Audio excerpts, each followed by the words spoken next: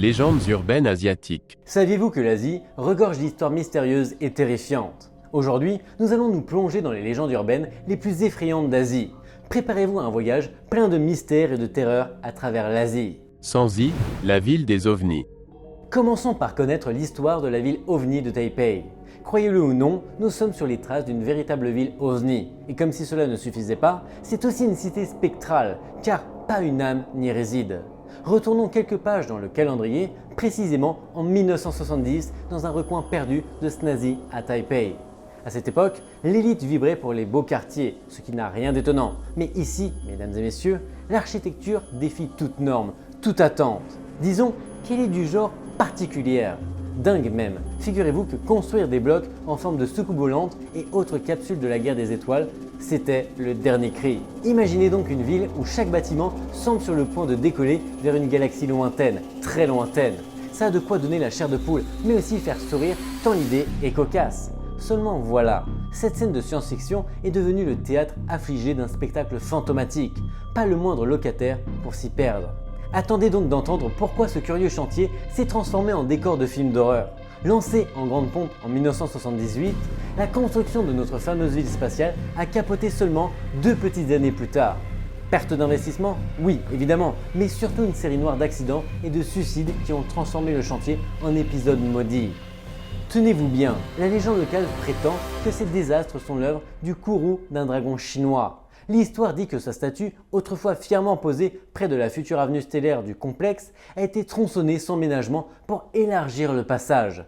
Erreur fatale. Le reptile, sculpté légèrement agacé de se retrouver sans tête, aurait craché sa malédiction sur les lieux, semant le chaos parmi les ouvriers et vouant le site à une éternelle poisse.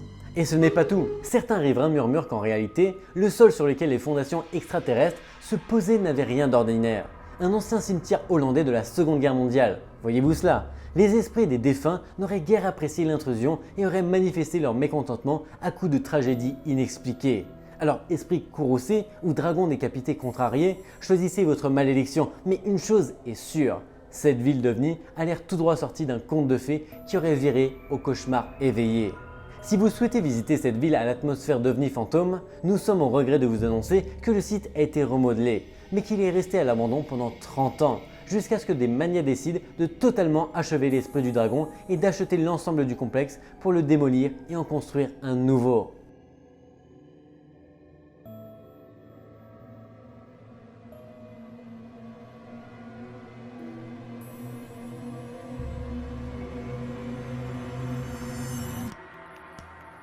Guixin.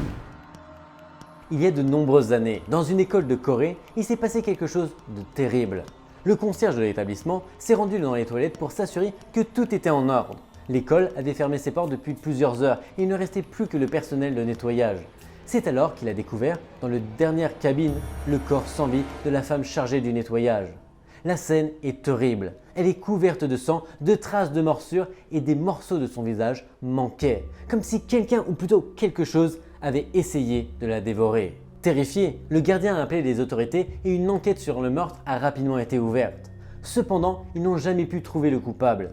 Au fil du temps, le crime est devenu une légende parmi les élèves de l'école. Les plus âgés le racontaient pour effrayer les plus jeunes et on ne savait plus ce qui était vrai et ce qui ne l'était pas. L'un des élèves de l'école, nommé Taeyang, est entré dans les toilettes vides du 3e étage, profitant du fait que les autres élèves étaient occupés. Cela faisait un moment qu'il parlait à ses amis du Guixin qui étaient censés apparaître dans les toilettes. Enhardi par les moqueries de ses camarades de classe, le garçon décida de vérifier par lui-même si les légendes étaient vraies. Il s'assura d'abord qu'il était complètement seul, puis il verrouille la porte. Il se rendit dans la dernière cabine, s'enferma et sourit. Puis d'un coup, d'un seul, il entendit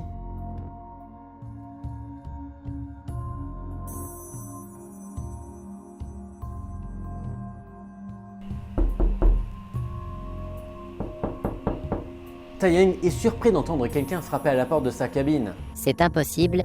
J'ai vérifié il y a une seconde qu'il n'y avait personne et j'ai fermé la porte à clé. Qui est là?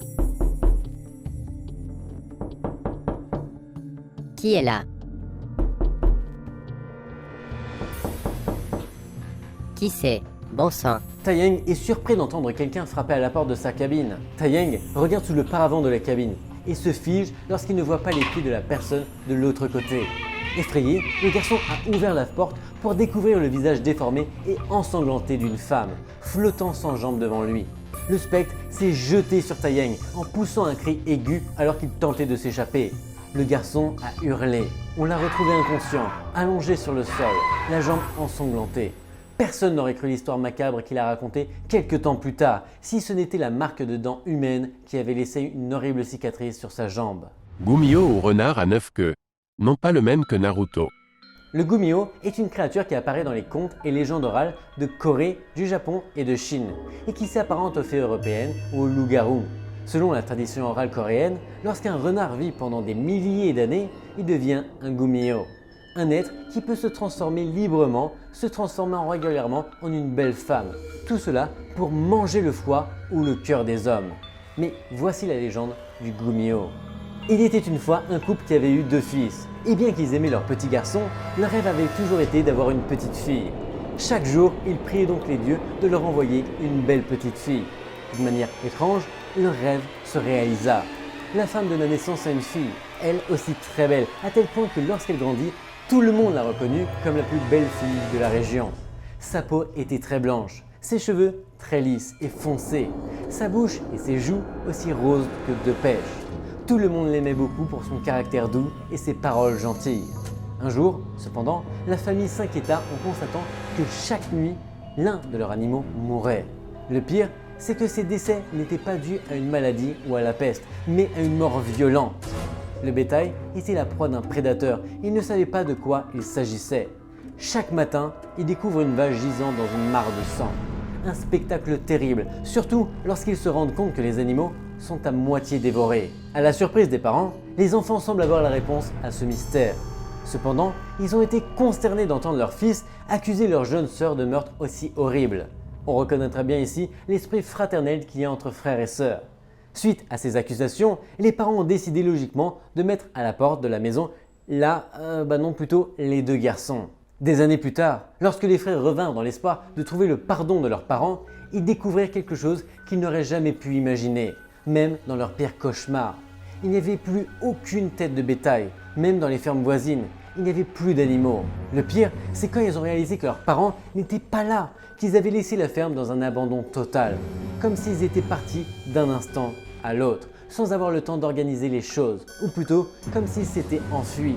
Ils décidèrent de passer la nuit sur place, dans l'espoir de se rendre le lendemain dans les fermes voisines pour s'enquérir de l'endroit où se trouvaient leurs parents. Après minuit, lorsque l'aîné se réveilla, il s'aperçut que son frère n'était pas dans la chambre. Sur le moment, il ne s'en est pas inquiété plus que ça, pensant qu'il était peut-être parti dans la salle de bain. Plus tard, cependant, un bruit l'a réveillé et il a constaté que son frère n'était toujours pas dans son lit. Il décida de partir à sa recherche et découvrit que son frère s'était fait dévorer par sa sœur, qui était à moitié transformée en esprit de renard. Il comprit qu'après toutes ces années, l'entièreté des animaux et villageois, ainsi que ses parents, avaient été dévorés par sa sœur. Personne dans le village ne l'avait jamais soupçonnée, tant elle semblait douce et calme, mais visiblement tout le monde avait été dévoré par cette dernière la nuit venue. Depuis lors, en Corée, elle est connue sous le nom de Gumio. Elle se transformait en un renard effrayant, qui a 9 queues et qui ne cesse de traquer les humains pour se nourrir d'eux.